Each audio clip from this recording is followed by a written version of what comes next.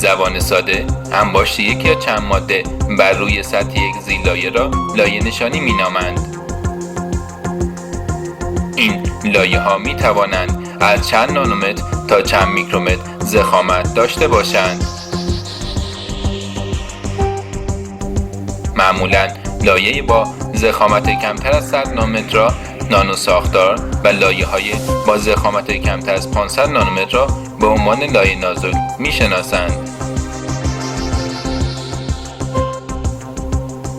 می توان گفت که با هر روشی که بتوان انرژی لازم را برای تبخیر و یا کنده شدن اتم‌های مواد هدف تهیه نمود، می توان عملیات لایه نشانی را انجام داد.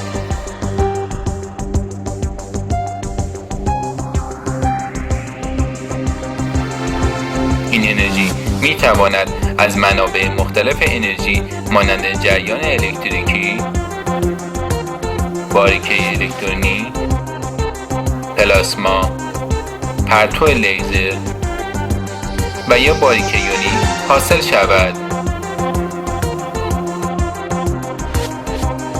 همانگونه که می‌دانیم برای ایجاد لایه‌های دقیق و با کیفیت باید فرایند مورد نظر در محیط خلا انجام شود.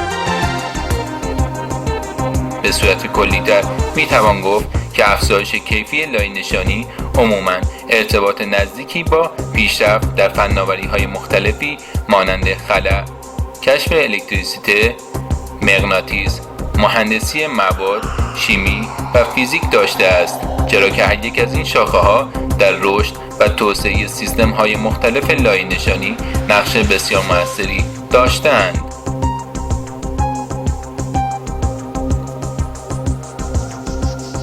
قبل از بررسی روش‌های مختلف لایه نشانی، در ابتدا بهتر است که شکل‌گیری ساختاری یک لایه را با هم مرور کنیم. به عبارتی ساده‌تر، چگونگی قرارگیری ذرات کنده شده و یا تبخیری را روی زیرلایه مورد بررسی قرار می‌دهیم تا درک کاملتری از فرایند انباشت مواد بر روی زیرلایه داشته باشیم.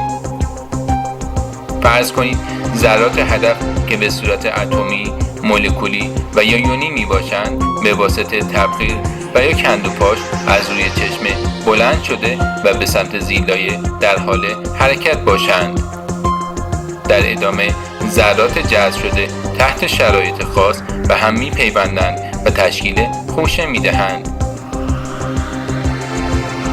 اگر پارامترهای انباشت به گونه‌ای باشند که خوشه‌ها قبل از واپاشی با ذرات جدید و یا با خوشه‌های دیگر برخورد کنند، شروع به انباشت می‌نمایند. این مرحله اصطلاحاً هسته‌بندی نامیده می‌شود. پس از آنکه تراکم هسته‌ها به مقدار مشخصی رسید، ذرات اضافی که به سطح برخورد می‌کنند به هسته‌های موجود یا به جزیره‌های تشکیل شده قبلی ملحق شده و انباشت ادامه می‌یابد. تحت تأثیر پارامترهای ترمودینامیکی انباشت و سطح زیرلایه، هسته‌بندی اولیه و مراحل انباشت معمولاً در 3 حالت متفاوت انجام می‌شود. فرایند انباشت ممکن است به صورت جزیره‌ای باشد که مکانیزم ولمر-وبر خوانده می شود. انباشت جزیره‌ای هنگامی است که انرژی برهمکنش بین اتم‌های انباشت بزرگتر از انرژی برهمکنش آنها با اتم‌های سطح زیرلایه باشد. در حالت دوم، فرایند انباشت ممکن است از نوع لایه‌ای باشد که مکانیزم فرانک-واندرمر خوانده می شود. این نوع انباشت لایه در صورت تحقق بسیار یکنواخت بوده و لایه‌ها به ترتیب روی هم قرار می‌گیرند. انجام این مکانیزم نیازمند خلأ بیشتر از 10⁻11 طور می باشد. در حالت سوم، فرایند انباشت ممکن است ترکیبی از نوع اول و دوم باشد که اصطلاحاً مکانیزم استرانسکی خوانده می شود. بدین معنا که ترکیبی از تشکیل لایه و جزیره وجود دارد. البته در عمل معمولاً انباشت به صورت جزیره‌ای است.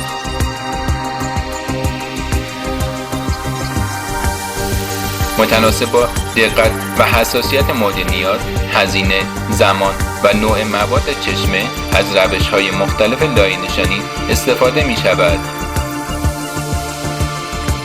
این روش‌ها معمولاً به دو گروه لایه نشانی تبخیری فیزیکی و شیمیایی خلاصه می شوند.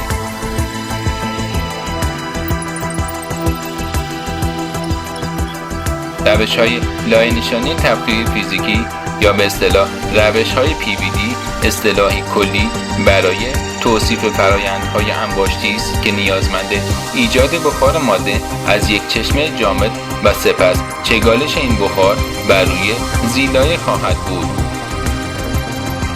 فشار مورد نیاز در این روش حداقل 10 به توان منفی 4 تا 10 به توان منفی 6 دور می باشد. از مهمترین تکنیک های PVD می توان به روش های تبخیر مقاومتی، تبخیر الکترونی، کندوپاش، لایه نشانی لیزری و MB اشاره نمود.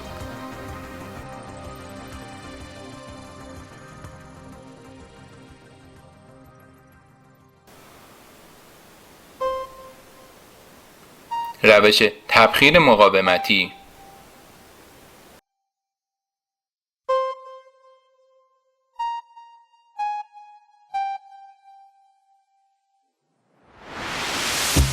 در روش تبخیر مقاومتی از جریان عبور کرده از یک چشمه مقاومتی که داخل بوته قرار گرفته است برای تولید گرما استفاده می شود. به عبارتی ساده تر، گرمای مورد نیاز برای ذوب ماده توسط جریان الکتریکی حاصل می شود.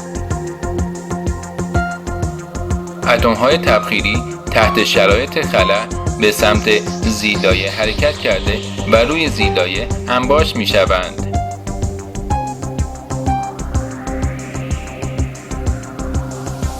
تجهیزات اصلی مورد نیاز در این روش عبارتند از منبع تغذیه، قسمت کنترل، الکترودهای مسی و بوته. از اونجا که مقاومت الکتریکی چشمه ها کم می باشد، معمولاً از ولتاژ 1 تا 3 کیلوولت استفاده می شود. جریان مورد نیاز نیز برای تبخیر مواد در حدود 20 تا 500 آمپر می باشد.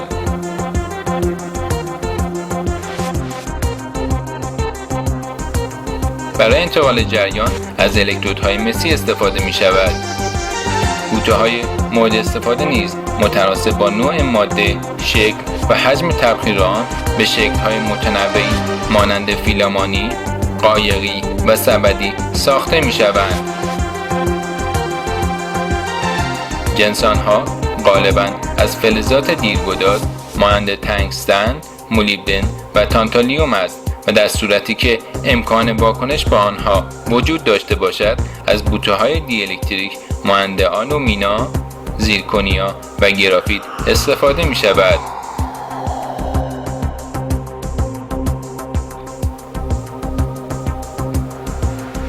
ارزان بودن این سیستم و آسان بودن کار با آن از مهمترین مزایای این روش می باشد. از معایب مهم این روش نیز می توان به متخلخل بودن لایه، امکان ترکیب مواد با بوته در حین لایه نشانی و نیز عدم امکان لایه نشانی برای مواد دیرگداز اشاره نمود. و اما فرایند لایه نشانی تبخیری چگونه است؟ در روش لایه نشانی تبخیری بعد از تمیزکاری محفظه، بوته و یا بوته های مورد نظر را از چشمه های مورد نیاز پر کرده و در ادامه زیلایه تمیزکاری شده را در داخل محفظه و بالای بوته قرار می دهیم.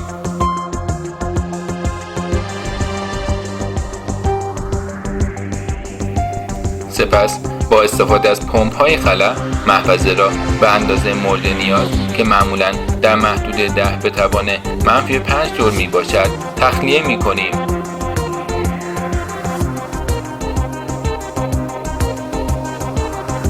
پس از رسیدن فشار و دمای محفظه به مقدار مورد نیاز، منبع تغذیه را روشن نموده و جریان الکتریکی را با آرامی افزایش می دهیم تا به اندازه مورد نیاز برای ذوب چشمه گردد.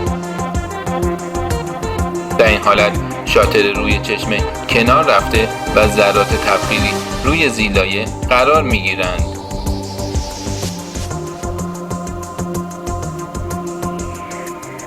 پس از اتمام لایه نشانی جریان الکتریکی را به آرامی کاهش داده منبع تغذیه و هیتر را خاموش می کنیم. پس از خنک شدن سیستم محفظه را با ورود هوا و یا نیتروژن به اصطلاح ونت نموده و نمونه را از داخل محفظه خارج می کنیم.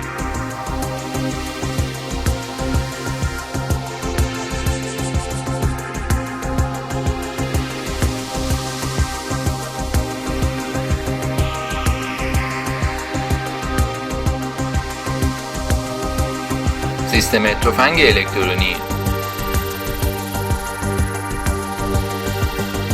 تکنیک تفنگ الکترونی یکی دیگر از روش‌های تبخیری می باشد. در این روش برای انتقال انرژی به جای جریان الکتریکی از یک پرتو الکترونی با انرژی بالا استفاده می شود که روی سطح ماده‌ای که داخل بوته قرار گرفته کانونی شده و ایجاد گرما می کند. این تکنیک موجب می شود که محدوده دمایی برای تبخیر مواد بسیار بالا رفته و در نتیجه امکان تبخیر مواد دیگ و داز نیز میسر می شود.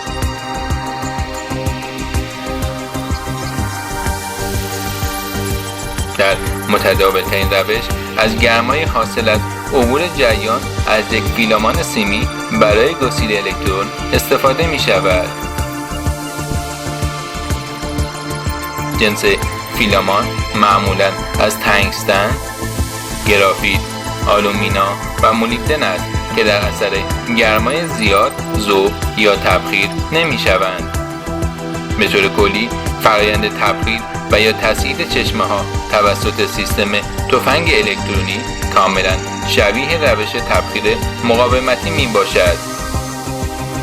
مهمترین تفاوت به منبع انرژی برمیگردد که در این سیستم یک تفنگ الکترونی جایگزین سیستم جریان الکتریکی شده است. فرآیند تفنگ الکترونی در 3 مرحله اصلی انجام می شود. 1. عبور جریان از فیلامان، گرم شدن آن و در نتیجه گسیل الکترون از آن به سمت آنود. 2. شتابدار نمودن الکترون ها با استفاده از منبع تغذیه ولتاژ بالا. و 3. کنترل جهت و کانونی نمودن الکترون ها روی چشمه که به وسیله میدان های الکتریکی و مغناطیسی لورنس انجام می گیرد. بعد از برخورد الکترون ها با ماده هدف متناسب با نوع ماده فرآیند تبخیر و یا تسعید رخ می دهد و اتم های سطح پس از دریافت انرژی کافی از سطح جدا شده به سمت زیلایه حرکت می کنند. منبع تغذیه مورد استفاده غالباً بین 5 تا 15 کیلووات می باشد و معمولاً بیشینه جریان مورد نیاز نیز 1 آمپر است.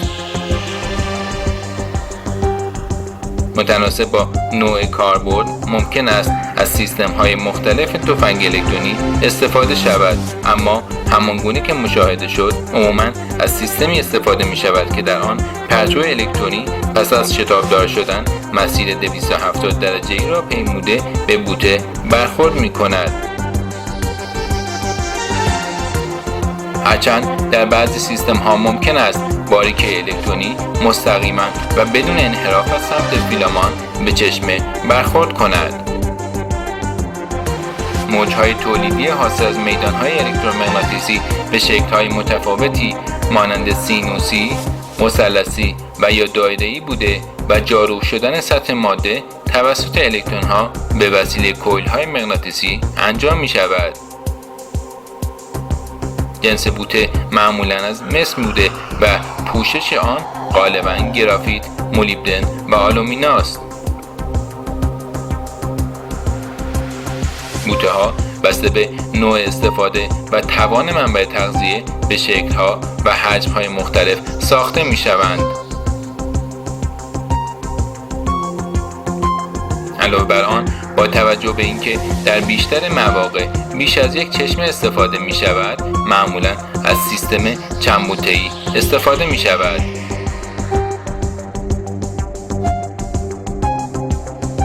دامنه استفاده از چشمه‌های مختلف در سامانه تبخیر الکترونی بسیار زیاد بوده و مواد مختلف دی‌الکتریک، رسانا و نیمه رسانا را می توان با این روش تبخیر یا تسعید نمود.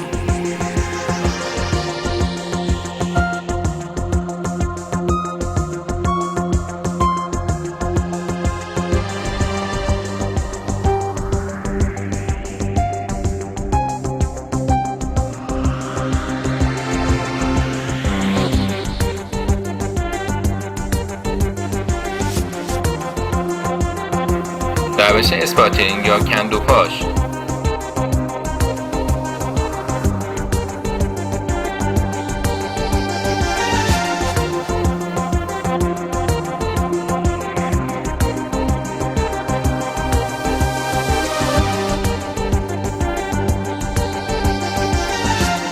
روش کندوپاش در ابتدا عمدتاً برای لایه نشانی فلزات دیرگداز به کار می رفت، چرا که لایه نشانی آنها با روش حرارتی ممکن نبود و به مرور با انجام تغییراتی برای لایه نشانی مواد دی‌الکتریک نیز مورد استفاده قرار گرفت. اسپاترینگ در حقیقت فرایند انتقال اندازه حرکت ذرات فرودی به سطح ماده هدف می باشد. در این فرایند ذرات فرودی که برای بمباران ماده هدف استفاده می شوند را معمولاً یون‌های حاصل از یک گاز خنثی مانند آرگون تشکیل می دهند. علت استفاده از گاز خنثی آن است که آنها به راحتی و با ایجاد میدان الکتریکی قابل شتاب دادن می باشند و با اتم‌های دیگر واکنش نمی دهند.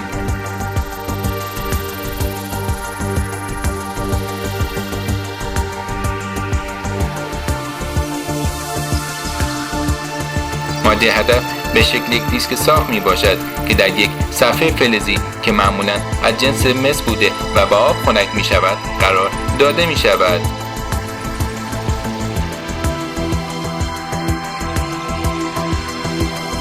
و اما فرایند کندوپاش چگونه انجام می شود؟ ابتدا گاز آرگون با یک فلوی مشخص وارد محفظه خلا می شود. در ادامه با ایجاد یک تخلیه الکتریکی بین چشمه که قطب منفی محسوب می شود با آنود که شامل دیواره محفظه و نگهدارنده زیرلایه می باشد، گاز آرگون ایونیزه می شود.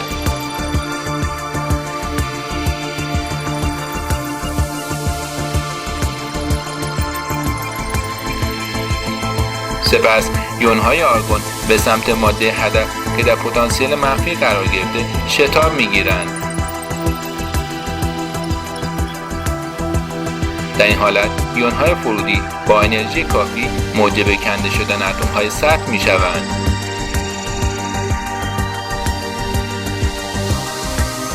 در نتیجه این فرایند اتم‌ها، خوشه‌ها یا مولکول‌ها از سطح چشمه هدف کنده شده و پس از چند برخورد از پلاسما عبور کرده روی زیرلایه انباش می‌شوند. البته باید توجه داشت که در نتیجه برهمکنش بین سطح و یون‌های فرودی مطابق شکل چندین واکنش جدید رخ می‌دهند که متناسب با انرژی فرودی، جرم یون و طبیعت اتم‌های سطح متفاوت خواهد بود. یکی از آنها گسیل الکترون‌های ثانویه از سطح هدف است. این الکترون‌های ثانویه قادرند با اتم‌های گاز آرگون برخورد کرده و موجب تشکیل یون‌های آرگون شوند و بدین ترتیب تخلیه تابان حاصل از پلاسما و برخورد یونی را پایدار نگه دارند.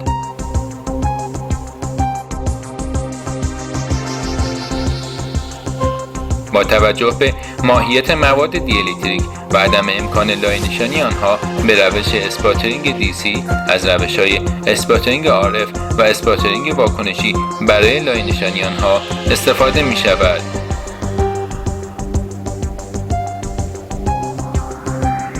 نکته مهم در روش اسپاترینگ RF آن است که ولتاژ منفی ایجاد شده روی الکترود ماده هدف به دلیل اختلاف جرمی الکترون‌ها با یون‌های مثبت و در نتیجه نوع تحرک پذیری آنها برمیگردد.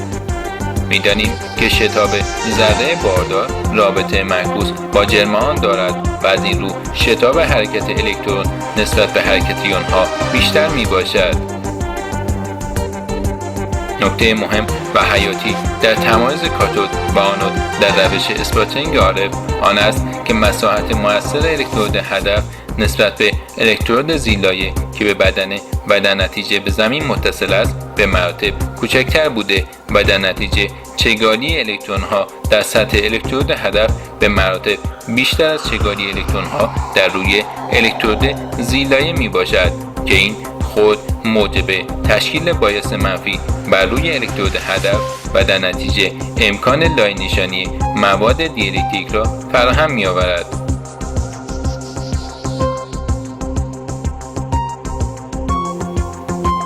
امروزه یکی از تغییرات مهم در سیستم های اسپاترینگ استفاده از میدان مغناطیسی می باشد که با استفاده از آهنرباهای دائمی و یا الکتریکی به وجود می آیند که در شکل ها و اندازه های مختلف در پشت کاتود قرار می گیرند. این نوع سیستم ها را سیستم های اسپاترینگ مگنترونی می نامند. در این سیستم ها علاوه بر میدان الکتریکی یک میدان مغناطیسی موازی با سطح هدف به منظور به دام انداختن الکترون های ثانویه در نزدیکی سطح هدف مورد استفاده قرار می گیرد.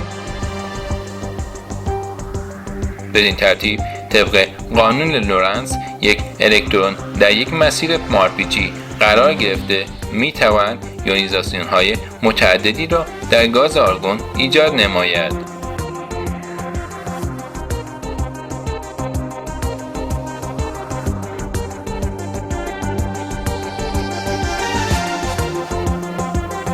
روش MBE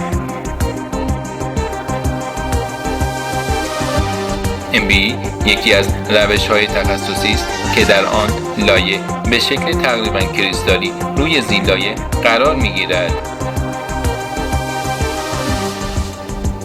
مهمترین تحول در این سیستم‌ها بهبود سیستم خلأ محفظه بود که تا 10⁻11 طور افزایش می‌یافت. واکنش‌ها به شکلی خاص در روی سطح زیلایه، جایی که پرتوهای چشمه‌های مختلف در آن با هم ترکیب می‌شوند رخ می‌دهد. این سیستم‌ها معمولاً ترکیبی از فرآیندهای آنالیز لایه و فرآیندهای رشد می‌باشند و درک صحیح از MBE ریشه در آنالیز سطحی و همچنین رشد لایه‌های اپیتاکسی در سطح اتمی دارد. با توجه به مقدار خلأ فرازیاد محفظه‌های رشد لایه و یا آنالیز از یک محفظه جانبی به نام لوداک برای ورود و خروج زیلایه استفاده می شود. بدین ترتیب بدون نیاز به بند نمودن محفظه‌های رشد و آنالیز و با استفاده از یک اهرم به صورت دستی و یا رباتیک می توان زیلایه ها را به داخل و یا خارج از محفظه‌های اصلی هدایت نمود. از متداول‌ترین آنالیزهای مورد استفاده در این سیستم‌ها می‌توان به طیف سنج الکترون‌های اوژه، طیف نگاری سیمز و طیف سنجی XPS اشاره نمود. از تکنیک‌های لایه‌نشانی متداول در محفظه رشد نیز می‌توان به روش تبخیر گرمایی، تفنگ الکترونی، چشمه‌های یونی و روش کاشت اشاره نمود.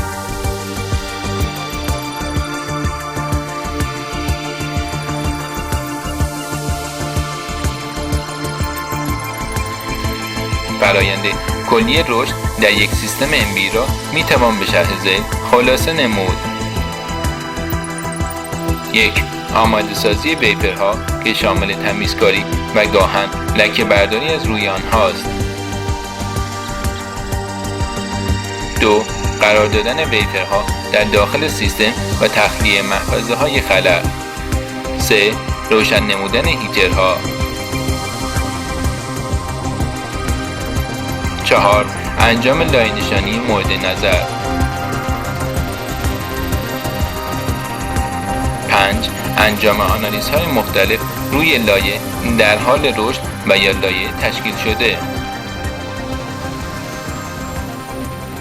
با توجه به فرآیند دقیق و اعمال خلأ بالا در سامانه‌های MBE، کاربردهای فراوانی برای آن وجود دارد که از جمله میتوان به ساخت سلول‌های خورشیدی، ابررسانه‌ها، لیزرهای نیمه هادی و ساخت LED اشاره نمود.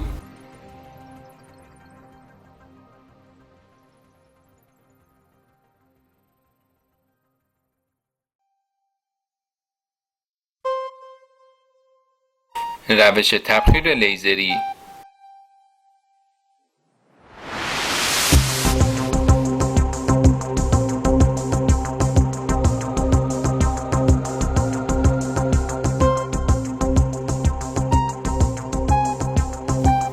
در روش تبخیر لیزری که به اصطلاح PLD خوانده می شود، از انرژی حاصل از تابش پرتو لیزر برای تبخیر و یا کندوپاش محدوده وسیع از مواد مختلف استفاده می شود.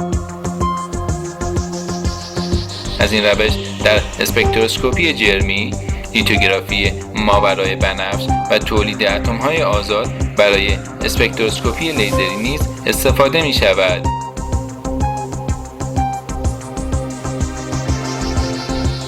اصولاً هر لیزری به صورت پیوسته و یا پالسی در صورتی که توان کافی برای تبخیر مواد داشته باشد میتواند مورد استفاده قرار گیرد.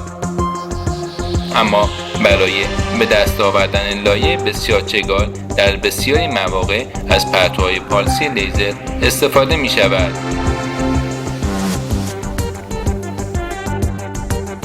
در این بین لیزرهای یووی پرکاربردتر از لیزرهای IR هستند.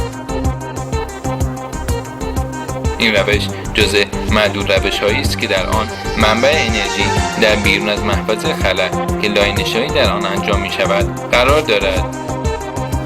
و اما بخش‌های مختلف یک سیستم لایه نشانی لیزری عبارتند از محفظه خلا، لیزر، نمونه‌گردان، هیتر و زیلایه گردان.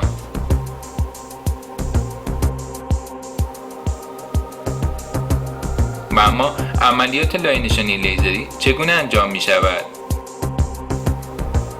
بعد از قرار دادن زیلایه در داخل محفظه خلا و ایجاد خلا به مقدار کافی، منبع تغذیه مربوط به لیزر که بیرون از محفظه اصلی قرار دارد روشن می شود و پالس های لیزری بعد از عبور از یک لنز کانونی کننده بر روی بخش کوچکی از سطح هدف برخورد می کند. انرژی حاصل از برخورد پرتو لیزر توسط ماده هدف جذب می شود. نکته مهم آن که برای یک نواختی بیشتر لایه ماده هدف در حال چرخش است.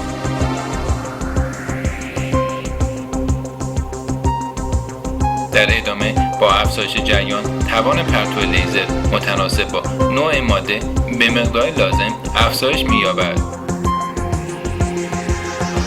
هنگامی که چگالی انرژی به اندازه کافی بالا باشد، تبخیر سریع ماده در یک لایه سطحی نازک رخ می‌دهد. البته بنا به نوع لیزر، انرژی آن و ماهیت ماده، مکانیزم‌های رخ داده ممکن است به شکل کندوپاش و یا حرارتی باشد. با توجه به اینکه اتم‌های تبخیری و یا کنده شده از هدف داغ می‌باشند، بخشی از آنها در حالت بخار یونیزه می‌شوند و یک پلاسمای یونیزه شده کامل را تولید می‌کنند. علاوه بر پلاسما، ذرات دیگری مانند اتم‌ها، مولکول‌ها و الکترون‌ها ابری مخروطی شکل با نور مرئی در مجاورت سطح هدف تشکیل می‌دهند که با سرعت به سمت زیلایه گسترش می‌یابد.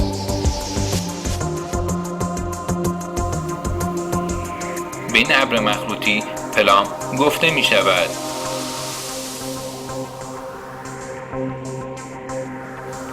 بدین ترتیب لایه‌های مورد نظر بر روی سطح زیرلایه انباش می‌شوند.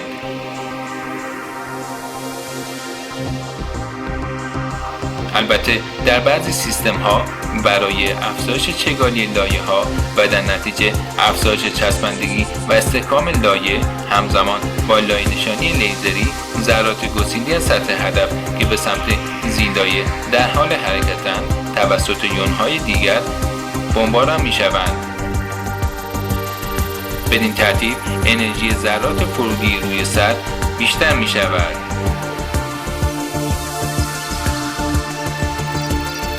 از مزایای مهم روش تبخیر لیزری میتوان به فراگیر بودن دامنه چشمه ها، توانایی انتقال عالی استوکیومتری بین ماده هدف و لایه، آهنگ انباشت بالا، کم هزینه بودن، توانایی سویچ نمودن چندین ماده هدف و همچنین امکان لایه نشانی مناسب حتی در دماهای پایین اشاره نمود.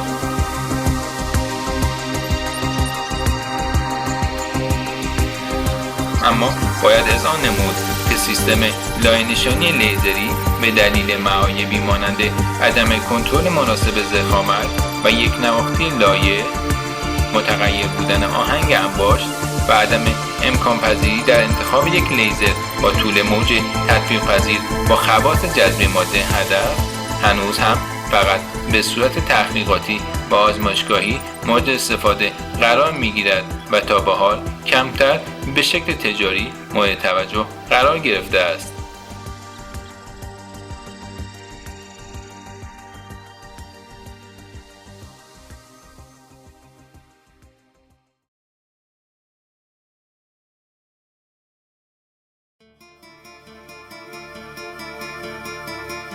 روش تبخیر شیمیایی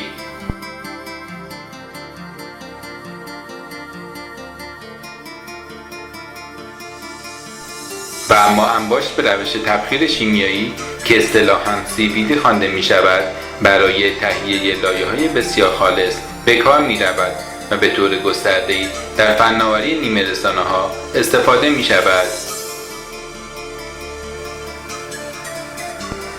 در روش‌های مختلف CVD مانند روش‌های PVD پارامترهای متعددی بر کیفیت لایه تأثیر می‌گذارند.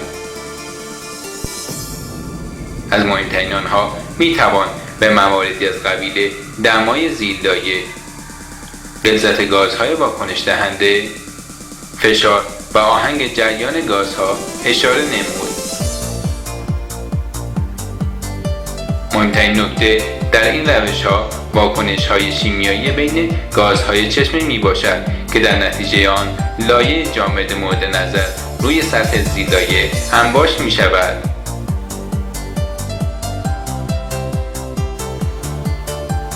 عمده این واکنش‌ها در تبخیر شیمیایی به صورت تجزیه، ترکیب، هیدرولیز، اکسیداسیون و احیا می باشند. در تصویر تشکیل لایه نازک SiO2 با استفاده از گاز سیلان و گاز اکسیژن مشاهده می شود.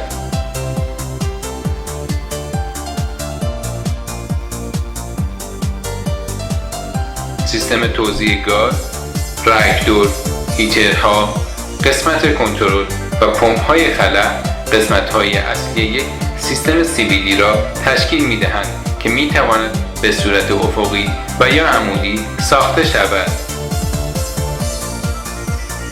برای ایجاد گرمای مناسب معمولاً از 3 المان گرمایی در 3 ناحیه مختلف کوره استفاده می‌شود.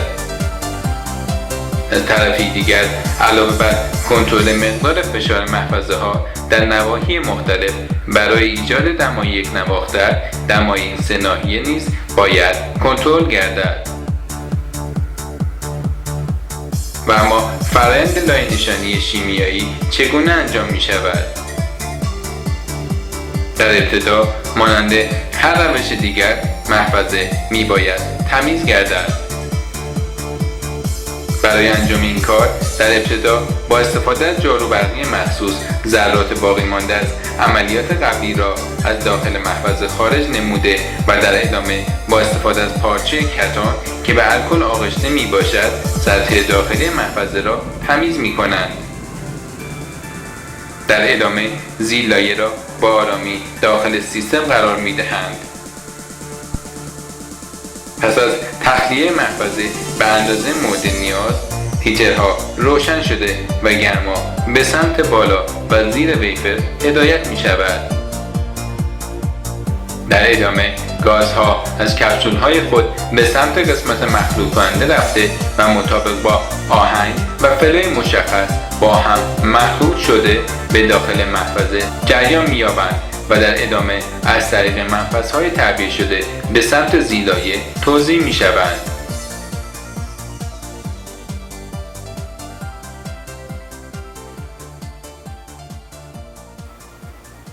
متناسب با تنوع لایه‌ها از گازهای مختلف استفاده می‌شود. این گازها روی ویفری که در حال گرم شدن است واکنش داده و لایه مورد نظر تشکیل می‌شود. امروزه متناسب با نوع کاربرد، نوع مواد هدف، محدودیت‌ها و دقت مورد نیاز از متغیرهای مختلفی برای بهبود کیفی و کمی لایه نشانی تبخیر شیمیایی استفاده می‌شود که عمده این تغییرات در مقدار خلا و یا مکانیزم فرایند میباشد.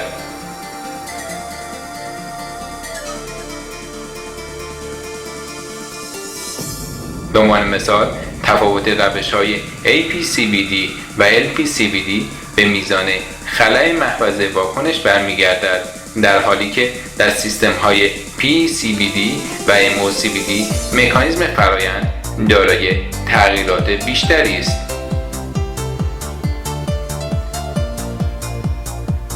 بدون شک سیستم‌های PECVD متداول‌ترین سیستم‌های مورد استفاده در روش‌های تبخیر شیمیایی میباشند که اغلب برای انباشت اکسیدها و نیتریت‌ها استفاده میشوند. مهمترین تغییر آنها نسبت به دستگاه‌های سنتی افزودن یک منبع تولید پلاسما میباشد. لایه نشانی در یک راکتور با درجه حرارت حدود 400 درجه سلسیوس صورت گرفته و پلاسمای ایجاد شده انرژی مورد نیاز برای واکنش را به میزان دلخواه افزایش می‌دهد. یکی از مزایای عمده این روش کاهش دمای انباشت نسبت به روش‌های سنتی میباشد.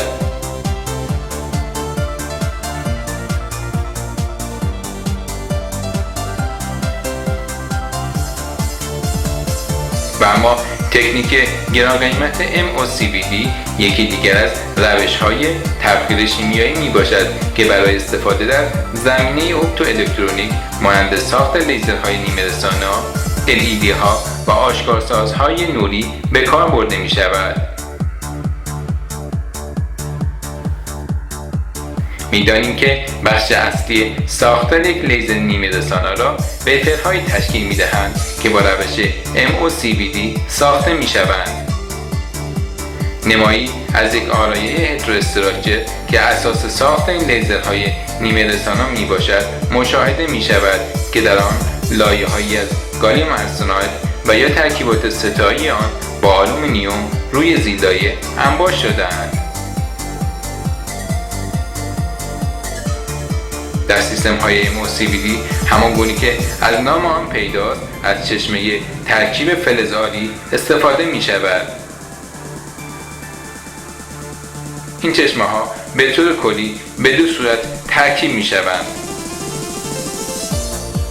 در حالت اول از ترکیب دو رادیکال آلی استفاده می‌شود و در حالت دوم از هیدروژن به جای یکی از رادیکال‌های آلی استفاده می‌شود. برای انجام این واکنش‌ها مطابق تصویر بخارهای چشمه‌های آلی فلز با چشمه‌های هیدرادی ترکیب می‌شوند. از طرفی دیگر جریان آرام گاز حامل هیدروژن و یا نیتروژن وارد محفظه واکنش شده و از روی زیل لایه‌ای که در حدود 400 تا 700 درجه سانتیگراد در حال گرم شدن است عبور می‌کنند. در اثر حرارت واکنش‌های مورد نظر روی سطح زیل لایه رخ داده و موجب تشکیل یک لایه جامد کریستالی روی آن می‌شوند. همچنین فرآورده‌های جنبی حاصل از واکنش‌های فرعی نظیر متان، هیدروژن بعد از عبور از دستگاه تصفیه گاز از سیستم خارج می‌شوند. از فاکتورهای تاثیرگذار در این روش می‌توان با آهنگ واکنش مواد، درجه حرارت زیل لایه، فشار محفظه و ساختار هندسی محفظه خلا اشاره نمود. اما به طور کلی از مهمترین مزایای روش تبخیر شیمیایی میتوان به این موارد اشاره نمود: امکان ایجاد لایه‌های اپیتاکسی بسیار خالص، امکان لایه نشانی با کیفیت مناسب روی زیل لایه‌های حفره‌دار، یک نواختی بسیار خوب، آهنگ لایه نشانی بالا، چسبندگی بهتر نسبت به روش‌های فیزیکی و امکان کنترل مناسب فرآیند در فشار معمول. و اما از مهمترین معایب روش‌های تبخیر شیمیایی نیز میتوان به گران بودن اکثر مواد واکنش دهنده، امکان تخریب زیل لایه‌ها، درجه حرارت بالای مورد نیاز، پیچیدگی کنترل واکنش‌ها، امکان بروز واکنش‌های ناخواسته و امکان وجود خطر انفجار هیدروژنی در محفظه خلا اشاره نمود. اطلاعات بیشتر در خصوص روش‌های لایه نشانی و پارامترهای تاثیرگذار را می توانید در کتاب مبانی لایه نشانی و آنالیز نانو ساختار تألیف آقای جهانبخش مشایخی مطالعه فرمایید.